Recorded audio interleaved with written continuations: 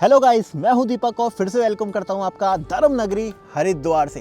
दोस्तों, ये हरिद्वार और उत्तराखंड मेरी जन्मभूमि है और बचपन से लेके आज तक ना जाने कितनी बार उत्तराखंड के जो चार धाम है यमुनोत्री, गंगोत्री, बद्रीनाथ और केदारनाथ की मैं यात्रा कर चुका हूं। तो आज की ये वीडियो बहुत ज़्यादा खास है क्योंकि अगर आप चार धाम प्लान कर रहे हैं इस साल, चार धाम के बारे में जानना चाहते हैं, किस तरीके से आप चार धाम घूम सकते हैं, कहाँ रुक सकते हैं, स्टे के क्या ऑप्शन है, फूड के क्या ऑप्शन है, इसका सीक्वेंस क्या है, साथ में अगर आपके साथ बुजुर्ग या बच्चे हैं तो जो ट्रैकिंग है उधर हेलीकॉप्टर की सुविधा, घोड़े पालकी, उसकी क्या सुविधा है, इस सब के बारे में मैं आपको अपने अनुभव से बताने वाला हूँ। साथ में मैं आपको इसमें एक पैकेज के बारे में बताऊंगा क्योंकि दोस्तों पैकेज से घूमना बहुत ज्यादा सही रहता है क्योंकि पैकेज में ही आपका सब कुछ इंक्लूड हो जाता है। आपका गाड़ी का खर्चा, होटल, फूड, स्टे, ये सब इंक्लूड होता है आपके पैकेज में। अगर आप पहली बार चार धाम आ रहे हैं तो पैकेज के साथ घूमना आपके लिए ज्यादा सही रहता है और आपकी यात्रा बहुत ज्यादा सुलभ और सुगम भी हो जाती है। तो वीडियो को एंड तक जरूर देखें और इस वीडियो को ज्यादा से ज्यादा शेयर जरूर कर दें और साथ में कर दें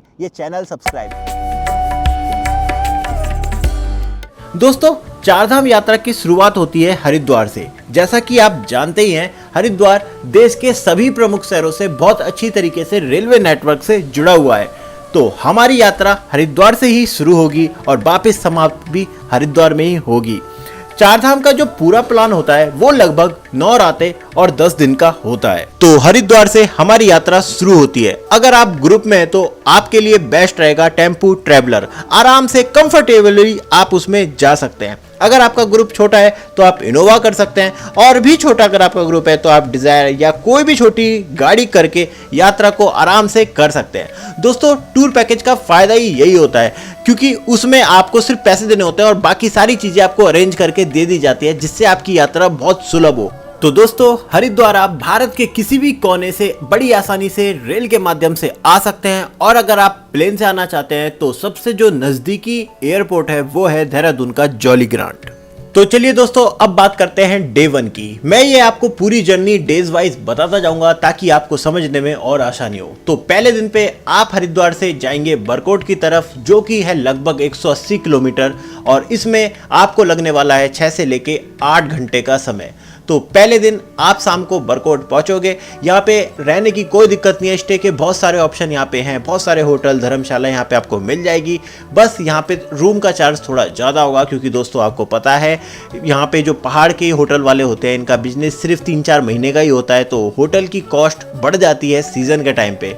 और खाने की भी यहाँ पे आपको कोई दिक्कत होने नहीं वाली। यहाँ पे बहुत सारे आपको ढाबा, रेस्टोरेंट मिल जाएंगे, तो आप अपना खाना खा के मस्त आराम से आप रात में यहाँ पे रेस्ट लेंगे। दूसरे दिन दोस्तों जल्दी उठिए क्योंकि आज आपको जाना है यमुनोत्री माता के दर्शन करने। तो बरकोट से आप जाएंगे जानकी चट्टी जो कि है लगभग 45 किलोमीटर दूर और ये आप कवर कर लेंगे 2 से 2.5 घंटे में। जानकी चट्टी पहुंचने के बाद शुरू होगी आपकी यमुनोत्री का ट्रैक जो कि 5 किलोमीटर का है और इसे पूरा करने में आपको लगेगा 2 से 2.5 घंटे। यमुनोत्री माता के मंदिर में आपने दर्शन करे, अच्छे से वहां पे घूमे और वापस आपने नीचे की तरफ ट्रैक किया जानकी चट्टी के लिए। जानकी चट्टी से वापस आप आ गए बरकोट में। दोस्तों, मैं आपको यही बताना चाहता हूं कि आराम से आपको बरकोट से जानकी चट्टी के लिए खूब सारी शेयर टैक्सी मिल जाएगी। तो वापस बरकोट में आपने अपनी नाइट को स्पेंड किया और इसी के साथ आपका डे 2 समाप्त हुआ। दोस्तों, सीजन में यहाँ पर रूम मिलना बहुत मुश्किल हो जाता है क्योंकि ज्यादातर रूम बुक रहते हैं। अगर आपकी एडवांस बुकिंग नहीं है तो आपको बड़ी प्रॉब्लम हो जाती है। इसलिए दोस्तों मैं आपको सजेस्ट कर रहा हूँ कि आप पैकेज के थ्रू ही अपनी चारधाम यात्रा करें, वो आपके लिए बहुत ज्यादा सुगम होने वाली है। मैं यहाँ पे बात कर रहा हूँ अद्भुत ट्रैवल की जो कि हरिद्वार की ट्रैवल एजेंसी है। आप इसके थ्रू अपना पैकेज बुक कर सकते हैं। तो चलिए मैं आपको टूर पैकेज के बारे में जल्दी से बता देता हूँ। दोस्तों, ये टूर पैकेज आपका हरिद्वार टू हरिद्वार होगा जो कि 9 रातें और 10 दिन का होगा। इसमें आपको व्हीकल, स्टे, फूड सब कुछ आपका इंक्लूड होगा आपके प्राइस में ही। इसमें आपको बिल्कुल neat and clean standard room मिलेंगे, साथ में आपको एक अच्छी क्वालिटी का डिलीशियस फूड भी आपको इस पूरी ट्रिप के दौरान प्रोवाइड किया जाएगा। जो ये नंबर मेंशन हो रहे हैं इस पैकेज में आप कॉल कर सकते हैं और अपनी बुकिंग आप यहाँ पर कर सकते हैं। तीसरे दिन दोस्तों आप प्रातःकाल उठेंगे और निकल पड़ेंगे अपने नए धाम की यात्रा पर जो कि है गंगोत्री धाम। तो इस दिन आप बरकोट से जाएंगे उत्तरकाशी के लिए जो कि दूरी है लगभग 80 किलोमीटर की और इसे पूरा करने में आपको लगेंगे 4 से 5 घंटे। आप उत्तरकाशी के अलावा हरसिल, गंगनानी भी रुक सकते हैं। पर दोस्तों मैं आपको उत्तरकाशी इसलिए सजेस्ट कर रहा हूँ क्योंकि उत्तरकाशी एक बहुत बड़ा शहर है। यहाँ पे आपको स्टे की और फूड की कोई दिक्कत होने नहीं वाली, जबकि यात्रा सीजन में इसके अलावा हर्सिल वगैरह में लगभग सारे होटल फुल रहते हैं। तो मैं तो आपको सजेस्ट करूँगा कि आप अपना उत्तरकाशी में ही स्टे लें, और उत्तरकाशी में स्टे के साथ ही आपका डे 3 समाप्त हो जाता है। चौथे दिन दोस्तों आप जल्दी उठेंगे और निकल पड़ेंगे गंगोत्री धाम के लिए। गंगोत्री धाम में किसी भी तरीके की ट्रैकिंग नहीं है, तो सीधी गाड़ी आपकी धाम तक जाती है। मैं आपको बताना चाहता हूँ कि सिर्फ 2 धाम में ही आपको ट्रैक करना है, एक है यमुनोत्री और एक है केदारनाथ। और गंगोत्री बद्रीनाथ में किसी भी तरीके की ट्रैकिंग नहीं है। तो आप अपना गंगोत्री धाम पहुंचे। और ये है गंगोत्री माँ का मंदिर। हर युग में तेरा काम बड़ा हो, कोई धाम कोई तीर्थ, तीर्थों में तेरा धाम बड़ा। मेरे पीछे आप देख सकते हैं साक्षात माँ गंगा के सबसे बड़े धाम गंगोत्री धाम।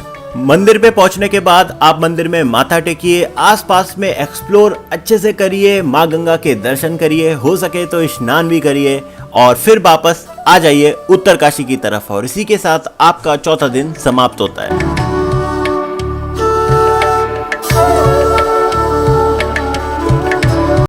डे 5 में आप जल्दी उठिए क्योंकि आपकी यात्रा शुरू होगी देवों के देव महादेव के धाम केदारनाथ के लिए। तो इस दिन आपको जाना है उत्तरकाशी से सोनप्रयाग, फाटा, गुप्तकाशी, कहीं भी। मैंने ये इतने नाम इसलिए लिए दोस्तों, सीजन में केदारनाथ जाने वाले यात्रियों की तादाद बहुत ज़्यादा होती है और ये सारे जो स्थान है ये लगभग हाउसफुल होते हैं, तो बड़ी दिक्कत हो जाती है कमरे वगैरह को ढूंढने में। इसलिए दोस्तों मैंने आपको सजेस्ट किया है कि आप टूर पैकेज करके ही जाएं। तो 5वें दिन आप उत्तरकाशी से सोनप्रयाग पहुंचेंगे, जिसकी दूरी है लगभग 220 किलोमीटर, और इसमें आपको समय लगने वाला है 8 से लेकर 9 घंटे तक। छठे दिन दोस्तों जल्दी उठिए क्योंकि इस ट्रिप की सबसे मुश्किल पदयात्रा अब आपकी शुरू होने वाली है बाबा केदारनाथ के लिए। तो सोनप्रयाग से आप गौरीकुंड जाइए, जो कि आप शेयर टैक्सी के थ्रू जा सकते हैं। तो अपना गौरीकुंड तक पहुंच गए, जिसमें 50 रुपए पर पर्सन आपके लगते हैं शेयर टैक्सी के। यहीं पे आके रुक जाती हैं गाड़ियां, स्टॉप हो जाती है। गौरीकुंड के स्टार्टिंग में पॉइंट पे पहुंच गए और पीछे आप देख सकते हो साइन बोर्ड पे लिखा हुआ है 16 किलोमीटर। गौरीकुंड से आपकी पैदल ट्रैकिंग शुरू होगी जो कि 18 किलोमीटर की है, और इस ट्रैकिंग को पूरा करते करते आपको 8 से 9 घंटे लगने वाले हैं। बहुत ही खूबसूरत वो यात्रा होती है, तो आप एंजॉय करें। अब बहुत से लोगों के मन में सवाल होगा क्या केदारनाथ में स्टे के ऑप्शन हमें मिल पाएंगे, इसलिए दोस्तों मैंने आपको पैकेज सजेस्ट किया है, क्योंकि पैकेज से बहुत ज़्यादा सहूलियत हो जाती है और हर तरीके की टेंशन से हम बच जाते हैं। पर आप वहाँ पे अगर बिना पैकेज के भी जा रहे हैं तो वहाँ पे आपको GMVN के जो कॉटेजेस हैं, डॉर्मेट्री हैं, वो अगर फुल ना हुए तो वो मिल जाएंगे, वरना बहुत सारे वहाँ पे प्राइवेट टेंट होते हैं जो आपको अवेलेबल हो जाएंगे। तो आप अपनी यात्रा को उस दिन एंजॉय करें, वहाँ पे अपना स्टे लें, और इसी के साथ आपका छठा दिन समाप्त होता है केदारनाथ में। 7वें दिन की सुबह करें आप केदार बाबा के दर्शन। स्वर्ग दिखाऊं? वो देखिए। रुद्र शिव पुरंदरा भद्र नट युगंधरा वन्न मन्न गौरीनाथ शर्वहज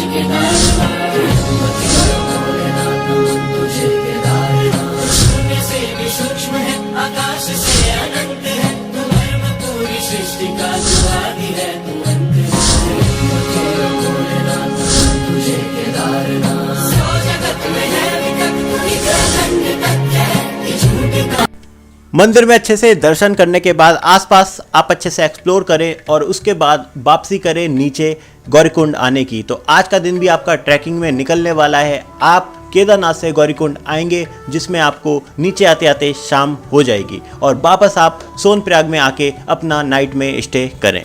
दोस्तों 8वें दिन आप सुबह जल्दी उठ जाइए क्योंकि आज आपको एक लंबी रोड ट्रिप करनी है। आपको जाना है सोनप्रयाग से डायरेक्ट बद्रीनाथ, जो कि लगभग 230 किलोमीटर डिस्टेंस है, और ये समय आपका लेगा 9 से 10 घंटे तक। आप अगर सुबह जल्दी निकलते हैं तो दोपहर होते होते आप बद्रीनाथ पहुंच जाएंगे। और बद्रीनाथ बताऊं दोस्तों तो चारों धामों में बद्रीनाथ सबसे बड़ा धाम है। वहाँ पे सुविधाएं भी ज़्यादा है और बहुत सारे वहाँ पे स्टे के ऑप्शन है, खाने पीने के बहुत सारे ऑप्शन है, बहुत सारी GMVN की डॉर्मेट्री है, आश्रम है, धर्मशाला है। तो स्टे की बद्रीनाथ में कोई भी दिक्कत होने नहीं वाली है।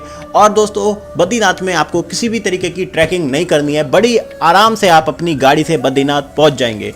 तो 8वें दिन आप बद्रीनाथ में भगवान के दर्शन करें, आसपास घूमें और नाइट स्टे आप बद्रीनाथ में ही करें। बद्रीनाथ के बारे में आपको पता ही होगा कि जो हिंदुओं के 4 सबसे बड़े धाम है उनमें से एक आता है बद्रीनाथ। देश के सबसे बड़े 4 धाम है ना जो हिंदुओं को अपने जीवन काल में करने चाहिए, उसमें से एक है बद्रीनाथ, उत्तर भारत में बद्रीनाथ। शाम के इस टाइम 7 बज रहे हैं और पीछे आप भीड़ देखिए, आरती होती है, आरती के बाद फिर भीड़ लग जाती है। फिर पीछे देखिए आप कितनी ज्यादा भीड़ है, अभी भी मिल रही है देखने को।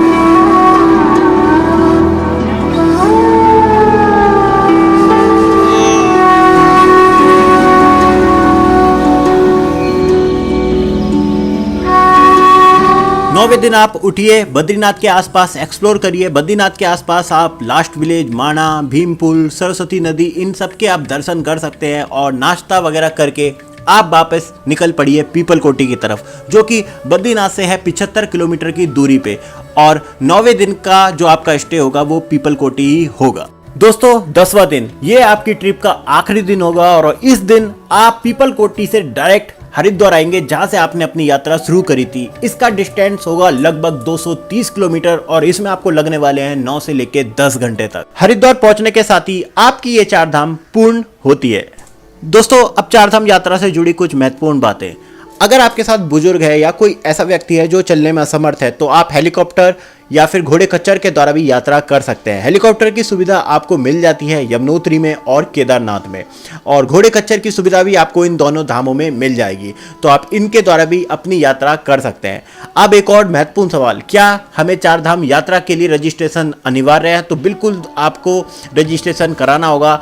रजिस्ट्रेशन की साइट ये मेंशन मैंने कर दिया है, तो इस साइट पे जाके आप जिस भी तारीख को आपको अपनी यात्रा करनी है इसमें रजिस्ट्रेशन करा सकते हैं। जब आप इस यात्रा पर आ रहे हैं तो अपने साथ आप गर्म कपड़े कैरी करना बिल्कुल ना भूलें, क्योंकि ऊपर बहुत ज़्यादा मौसम कभी कभी बिगड़ जाता है और रात में तो आपको ठंड लगने ही वाली है। साथ में दोस्तों यहाँ पे लाइट की भी दिक्कत रहती है, तो अपने साथ पावर बैंक वगैरह जरूर रखें, स्टिक रखें, ताकि जिसके सपोर्ट की वजह से आप ट्रैक कर सके, और अच्छे आप शूज़ पहने, क्योंकि फिसलन रहती है या बहुत पत्थर वाला रास्ता होता है तो आपको चोट भी लग सकती है अगर आप गिरे तो, इसलिए आप अच्छी क्वालिटी के शूज़ भी पहने। साथ में रेनकोट रखना बिल्कुल ना भूलें, क्योंकि दोस्तों बारिश यहाँ पे कभी भी हो सकती है। और इम्पोर्टेंट बात, आप यहाँ पर ऑनलाइन पेमेंट के भरोसे ना रहे, क्योंकि यहाँ पे नेटवर्क की दिक्कत रहती है, तो आप अपने साथ कैश जरूर रखें। दोस्तों अगर आप अलग अलग और खुद से भी हर चीज अरेंज करते हैं तो भी आप जो बजट बनाएंगे वो आपका पैकेज से ज्यादा ही बैठने वाला होता है, क्योंकि तो जो पैकेज की कॉस्ट पड़ती है वो लगभग 20 से 25 हज़ार पर पर्सन इसकी कॉस्ट पड़ती है।